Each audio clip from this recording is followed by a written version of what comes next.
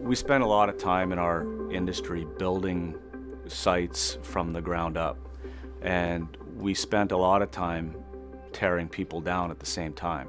There is a culture in the construction industry that you got to be tough with your employees in the field, and that's not the case. You need to be caring, you need to be understanding, you have to understand where people are coming from, and you have to communicate. We want new people to enter our industry, and we need them. And if we want them to be successful, and I think we do, then we need to make sure that their introduction to the industry and the day that they show up on the job sites is the day that the supervisor embraces them and doesn't allow that stuff to happen. People are getting a lot smarter. Yelling isn't the way you do things anymore. You work with people, you build teams, and that's something that is night and day compared to when I started out in the trade. Progressive employers are going to do the right things to make sure that they retain a workplace that's productive and healthy. We really, as an industry, need to look at how we pick our leaders within the crews. The supervisor can't be the problem. If the supervisor and our supervision remain to be the problem, then nothing's going to change. It has to do with bringing it out to their attention and say, hey, you saw it when you were younger, when you were going through the trade. What are you doing that now for?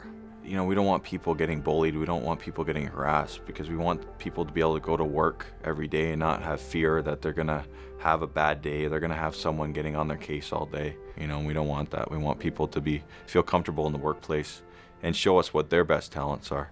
And all that does is just carry it on further and strengthen our trade.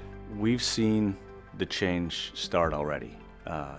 You see companies that have really good mentorship programs, but you still see companies where the culture isn't where it should be.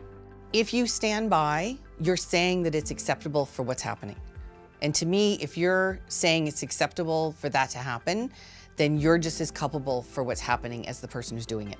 I would love to flick a switch and say that bullying and harassment is no more in construction. When we get a crew, when you watch a crew, when they really get that they are a unit, it's amazing to watch what happens internally and how all the members of the crew just seem to be able to do more and be able to accomplish more when you take bullying and harassment out of the conversation. And that's what I want to see. I want to see that change, where we communicate and help each other, because that's what we have to do.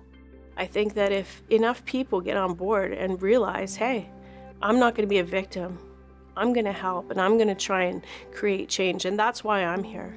I'm trying to make a small change, and hopefully somebody will see this, and hopefully will inspire them to think about what all of us here have said and to help make a change.